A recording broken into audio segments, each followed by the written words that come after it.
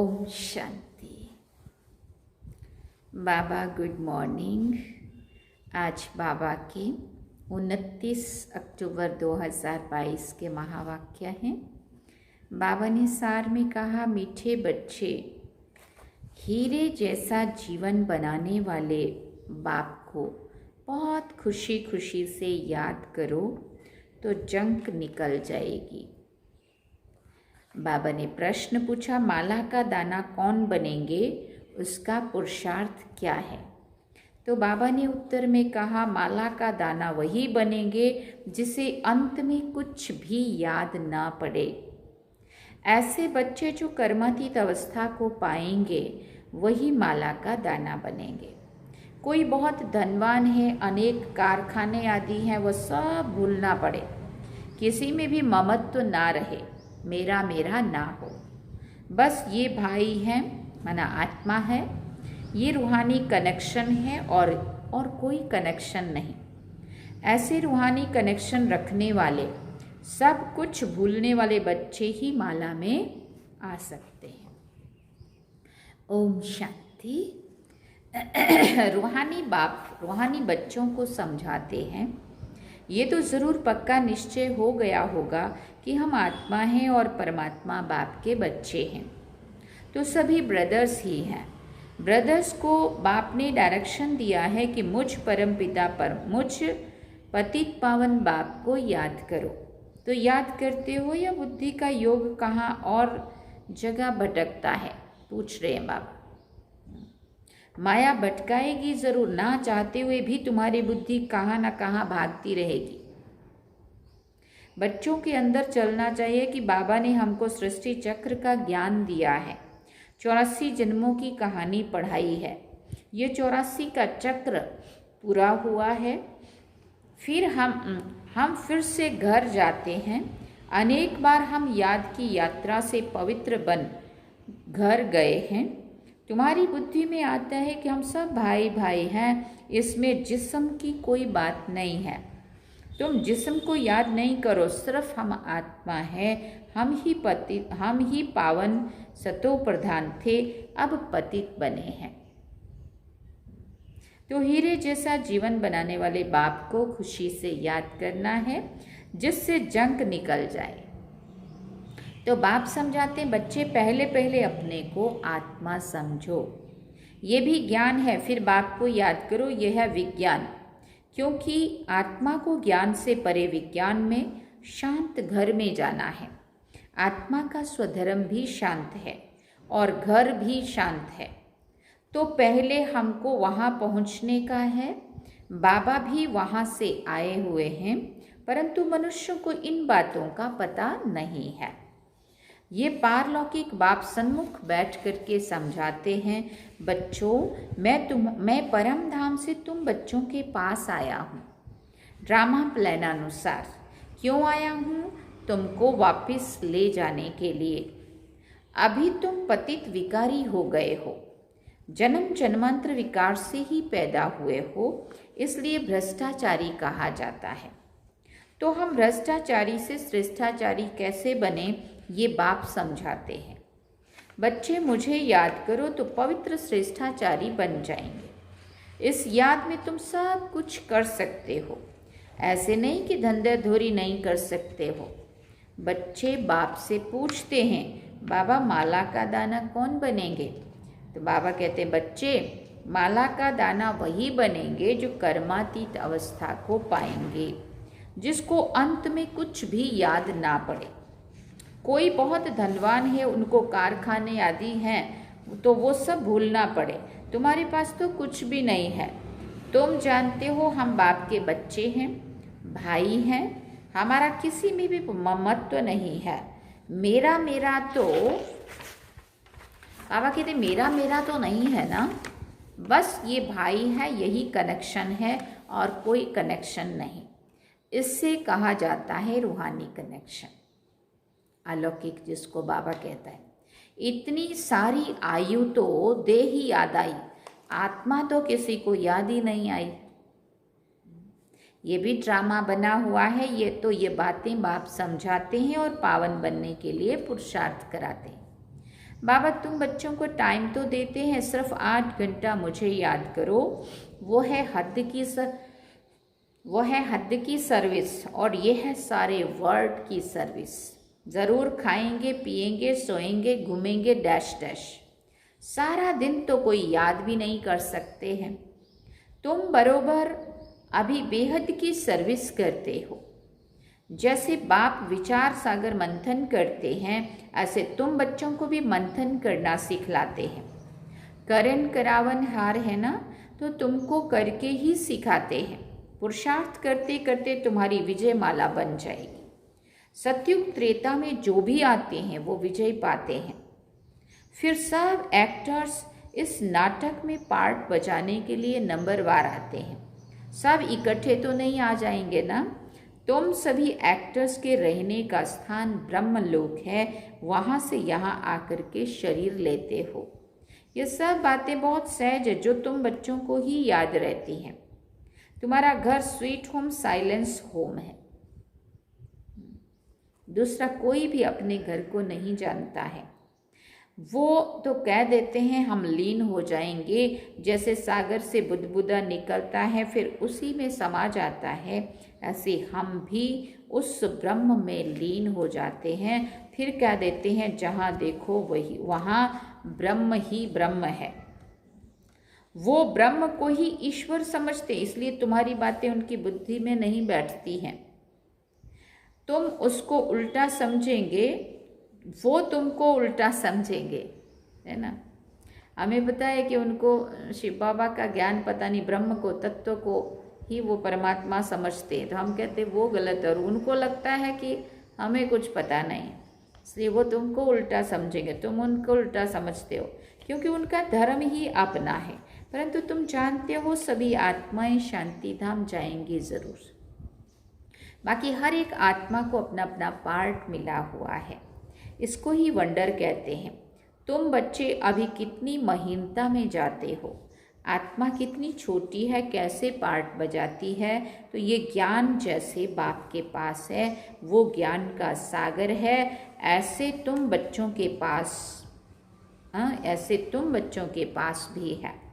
तुम अभी ऐसे ज्ञानवान बनते जाते हो, है वो है भक्तिवान, तुम हो ज्ञानवान।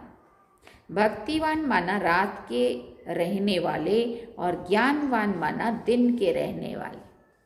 तो आधा कल्प तुम सुख धाम में रहते हो, आधा कल्प दुख धाम में रहते हो, इसको कहा जाता है दुरांदेशी। तुम्हारी बुद्धि अभी बहुत दूर दूर जाती है, दूर दूर जाती है मना हम आत्मा स्वीट होम ब्रह्मांड के रहने वाले हैं। बाप इस मनुष्य सृष्टि का बीज रूप है, क्योंकि वो नॉलेजफुल है, उनको झाड़ की नॉलेज है।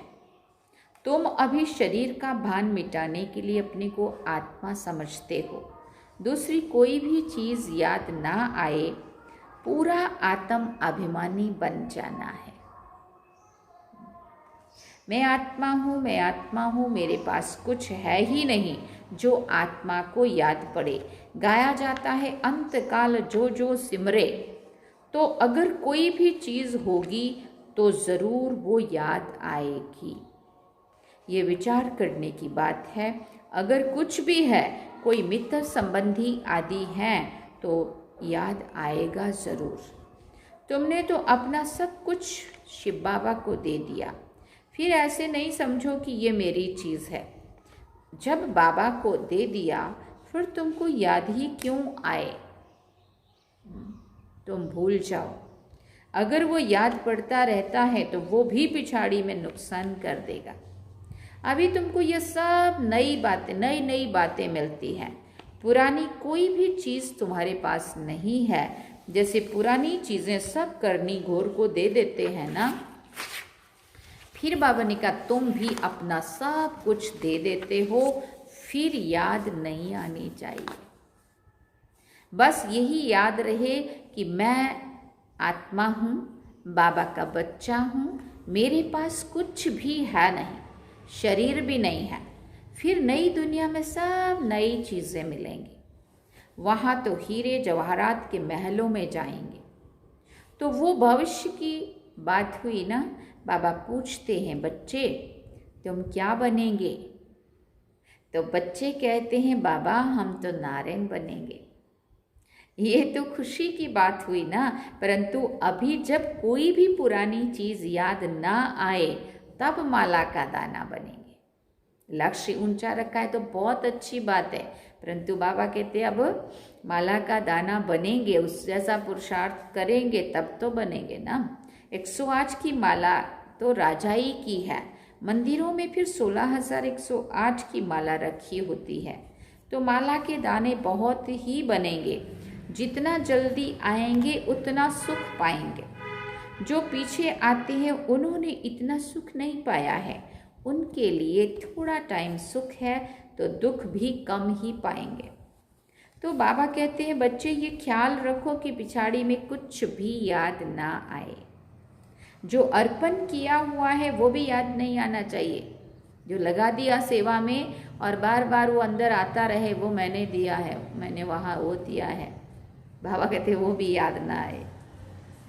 बाप कहते मैं ऐसी कोई चीज़ नहीं लेता हूँ जो रह जावे और उसका वहाँ भरकर देना पड़े, क्योंकि मैं गरीब निवाज हूँ। कई हैं जो दे करके फिर जब कोई कारण से भागंती हो जाते हैं तो मांगने लग पड़ते हैं।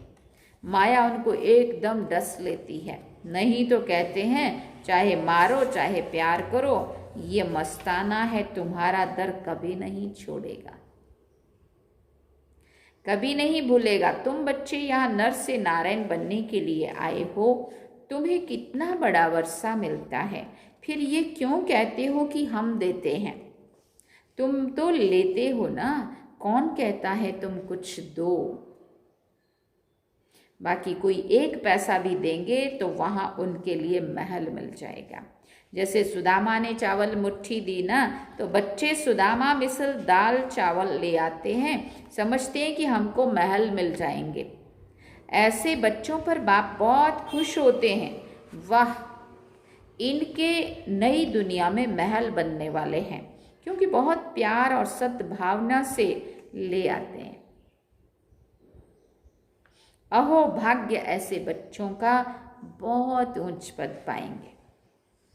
अभी ड्रामा के प्लान अनुसार बाबा और तुम बच्चों की कदम कदम वही चाल चलती है जो कल्प कल्प चली है। तुम्हारे कदम कदम में पदम है। देवताओं के पैर में पदम दिखाते हैं तो इसका भी कोई अर्थ तो होगा ना। अभी तुम्हारी पद्मों की आमदनी होती रहती है। तुम बाबा के पास पदमपति बनने के लिए आते हो, तो तुम इतने महान महान भाग्यशाली हो, परंतु उसमें भी फिर नंबरवार पुरुषार्थ अनुसार है। तुम्हारा पुरुषार्थ कल्प कल्प वही ड्रामा के अनुसार चलता है। जैसे कि ड्रामा तुमको पुरुषार्थ कराता रहता है ना, ईश्वर भी ड्रामा अनुसार तुम्हें मत देते हैं। तुम्हें मत देते हैं तो ड्रामा के वश हुए ना। फिर ये ड्रामा किसके वश है? बच्चे, ड्रामा अनादि बना हुआ है, ये कोई कह नहीं सकता कि ड्रामा कब बना। तो ये तो चलता ही रहता है। ड्रामा में नंबर 1 मत मिलती है ईश्वर की, इसलिए उसको कहा जाता है ईश्वरीय मत, जो तुम्हें देवता बनाती है और मनुष्य की मत छी छी बनाती है।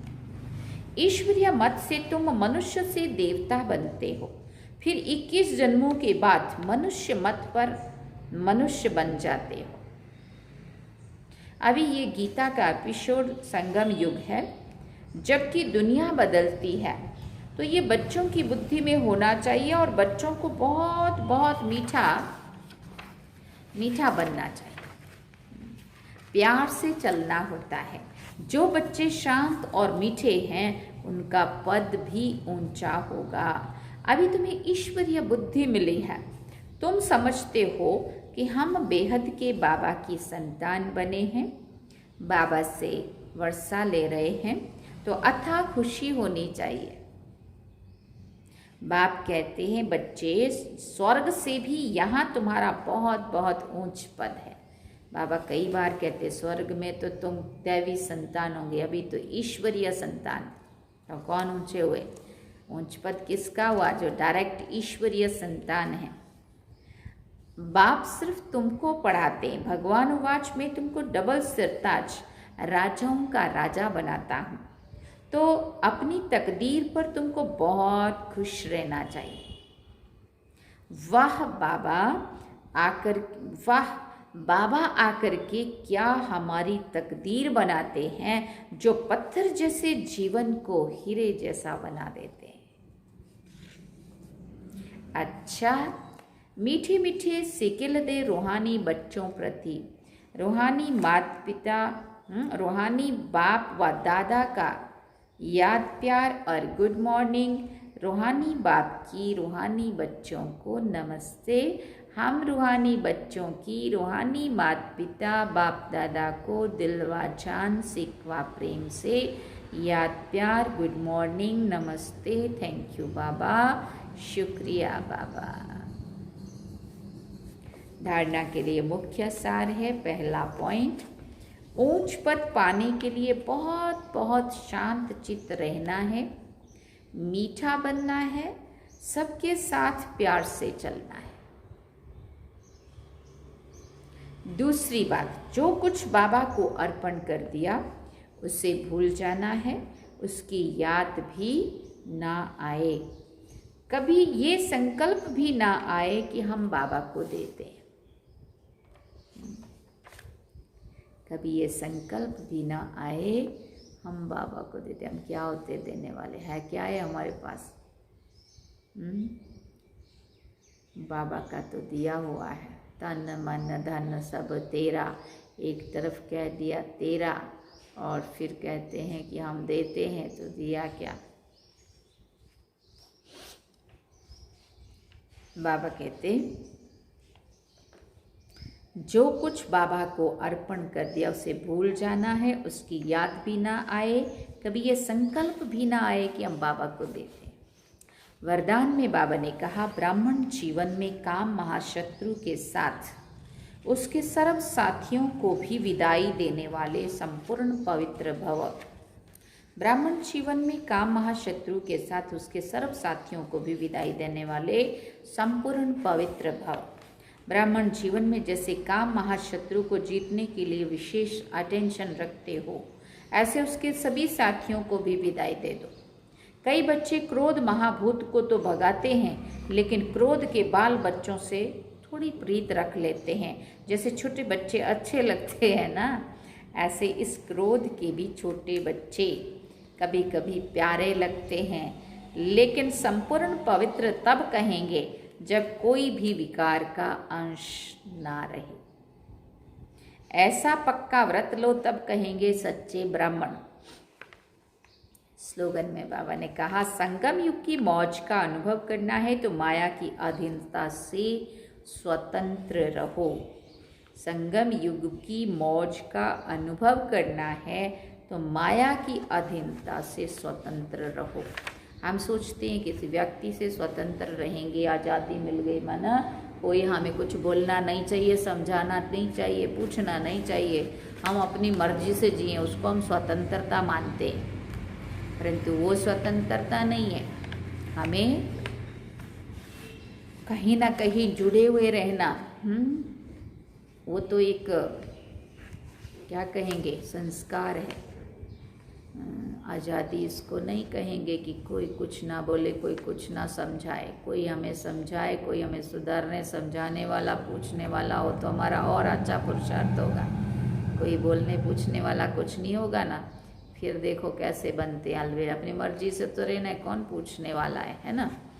परंतु बाबा कहते स्वतंत्र होना है माया से, माया की अधीनता से। जिस माया के गुलाम बने हुए हैं ना, अपने संस्कारों के स्वभाव, मेरा तो स्वभाव ऐसा है, क्या करूं, मैं तो नहीं चाहती, उनके हम अधीन है, नहीं चाहते फिर भी करते। गुस्सा नहीं चाहते, पता है, समझ है, ज्ञान भी है कि गुस्सा नहीं करना चाहिए, फिर भी हम करते हैं क्योंकि हम उस क्रोध के अधीन हैं।